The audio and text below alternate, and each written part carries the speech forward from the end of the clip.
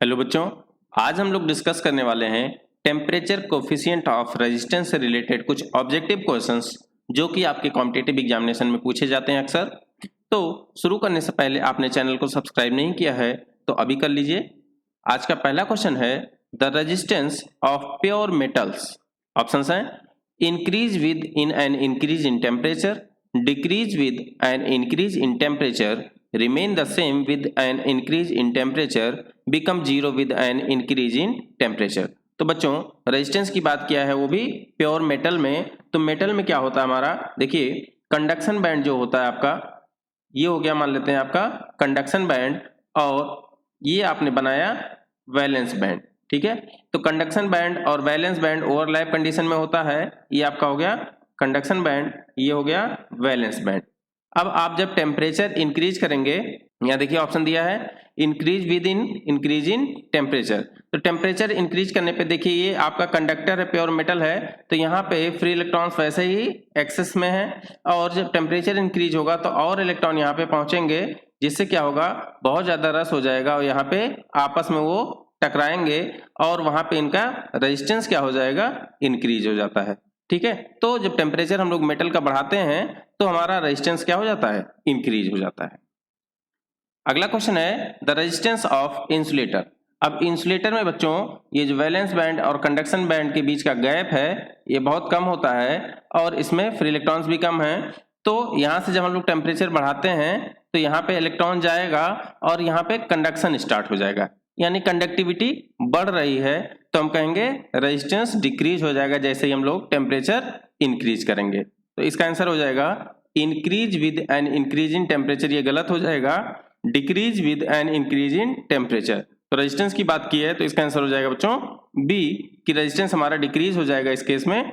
कब, इंसुलेटर के केस में। ठीक है, अगला क्वेश्चन है which of the following statement are true about metals.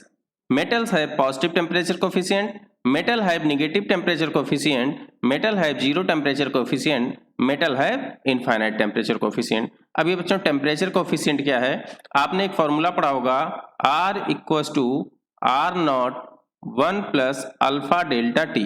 ठीक है, अब ये देखिए 1 प्लस अल्फा डेल्टा टी का मतलब है कितना चेंज किया है आपने टेम्परेचर में, और ये है आपका फाइनल रेजिस्टेंस की टेम्परेचर चेंज करने के बाद रेजिस्टेंस उसका कितना होगा। अब बचा ये अल्फा। अल्फा क्या होता है बच्चों, इसी को हम लोग जानते हैं टेम्परेचर कोफिशिएंट के नाम से। ठीक है, अब ये आपका जब कंडक्टर होता है यानी मेटल होता है तो उसके लिए अल्फा की वैल्यू पॉजिटिव होती है, तो इसका आंसर हो जाएगा मेटल्स है पॉजिटिव टेम्परेचर कोफिशिएंट। बच्चों यहाँ से आप बता सकते हैं कि जैसे ही देखिए डेल्टा टी यानी टेम्परेचर राइज करेंगे, आप बढ़ाएंगे इसको, तो ये एक्सप्रेशन की वैल्यू बढ़ेगी यानी आर की वैल्यू बढ़ेगी। ठीक है, अगर ये पॉजिटिव है अल्फा तो डेल्टा टी की वैल्यू बढ़ने पे आर की वैल्यू बढ़ेगी। तो मेटल के लिए हमने कहा था अभी पहले क्वेश्चन में कि टेम्परेचर राइज करने से रेजिस्टेंस इंक्रीज होता है, यहां से भी आप देख सकते थे। अगला क्वेश्चन है which of the following statement are true about insulator. Insulator की बात किया है, इंसुलेटर है बे पॉजिटिव टेम्परेचर कोफिशिएंट, इंसुलेटर है नेगेटिव टेम्परेचर कोफिशिएंट, इंसुलेटर है जीरो टेम्परेचर कोफिशिएंट, इंसुलेटर है इनफाइनाइट टेम्परेचर कोफिशिएंट। अब बच्चों वही फॉर्मूला अगर हम फिर से लिखते हैं R equals to R naught 1 plus alpha delta T. हमने कहा कि यहाँ पे अगर डेल्टा टी की वैल्यू को हम लोग जब बढ़ाते हैं तो रेजिस्टेंस हमारा बढ़ता नहीं बल्कि कम होता है। अब देखिए जो अल्फा है, अल्फा की वैल्यू कैसी होगी, ये होता है हमारे लिए निगेटिव होगा। जब कब होगा, जब इंसुलेटर की बात करेंगे। तो इंसुलेटर के लिए हमारा टेम्परेचर कोफिशिएंट कैसा होता है, निगेटिव टेम्परेचर कोफिशिएंट होता है। ठीक है, अब देखिए ये अगर निगेटिव है तो इसकी वैल्यू क्या हो जाएगी, R equals to R naught 1 minus alpha delta T, है ना, यानी ये वैल्यू सब्ट्रैक्ट हो रही है, इसका मतलब आर नॉट की वैल्यू जो ज्यादा रहेगी और आर की वैल्यू अब कम आने लगेगी आर नॉट के रिस्पेक्ट में। ठीक, तो हम कहेंगे कि डेल्टा टी यानी टेम्परेचर जैसे राइज करेंगे हमारा रेजिस्टेंस कम होता जाएगा। अगला क्वेश्चन है what is the unit of temperature coefficient. Temperature coefficient का यूनिट पूछा बच्चों, तो देखिए हमने फॉर्मूला लिखा था R equals to R naught 1 plus alpha T.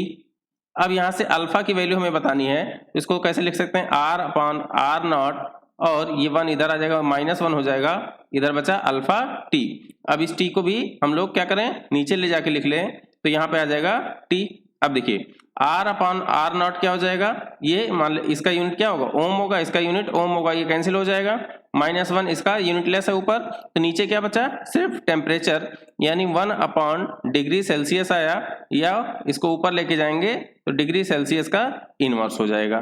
तो अल्फा की यूनिट आ जाएगी डिग्री सेल्सियस इनवर्स या डिग्री सेंटीग्रेड इनवर्स, यहाँ पे देखिए दिखा है सेंटीग्रेड इनवर्स, तो इसका आंसर हो जाएगा सी। नेक्स्ट क्वेश्चन है, a copper coil has resistance 200 ohm when its mean temperature is 0 degree. बच्चों देखिए 200 ओम दिया है जब 0 डिग्री टेम्परेचर है। Calculate the resistance of the coil when its mean temperature is 80 degree Celsius.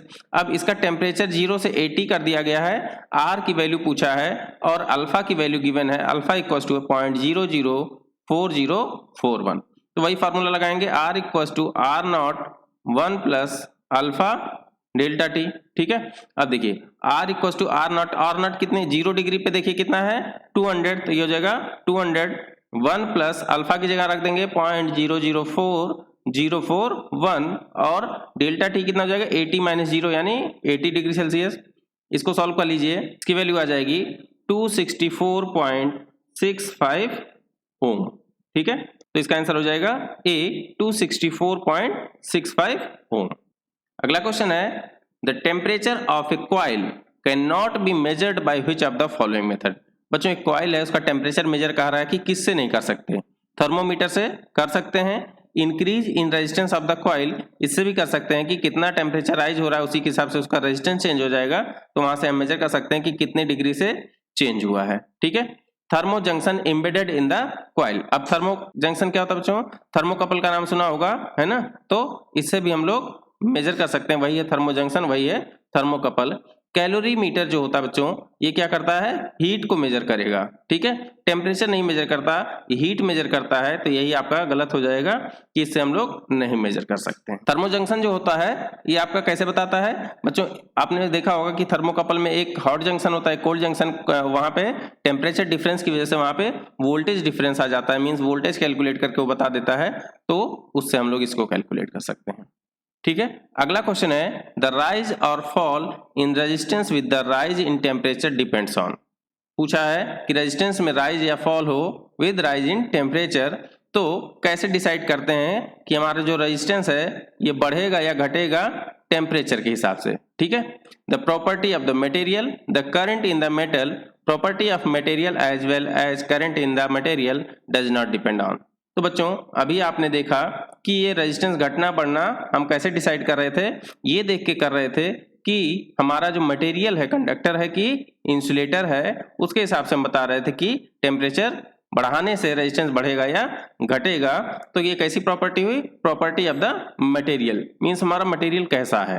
ठीक है, कंडक्टर है, इंसुलेटर है या सेमीकंडक्टर है, सबके लिए अलग अलग वेरिएशन होगा। ठीक है, चलिए अगला क्वेश्चन है, if the temperature is increased in semiconductor such that resistance instantly fall, it is termed as. बच्चों देखिए जब रेजिस्टेंस की बात किया है किसमें, सेमीकंडक्टर में, और वो कह रहा है कि तुरंत फॉल हो रहा है ना, इंस्टेंटली फॉल, यानी आप टेम्परेचर राइज कर रहे हैं और रेजिस्टेंस तेजी से कम हो रहा है। ठीक है, वैसे तो टेम्परेचर राइज करने से रेजिस्टेंस इसका कम होता है ना, लेकिन अगर तेजी से कम हो रहा है तो क्या होगा, देखिए एवलांचे breakdown, Zener breakdown, thermal runway, एवलांचे runway.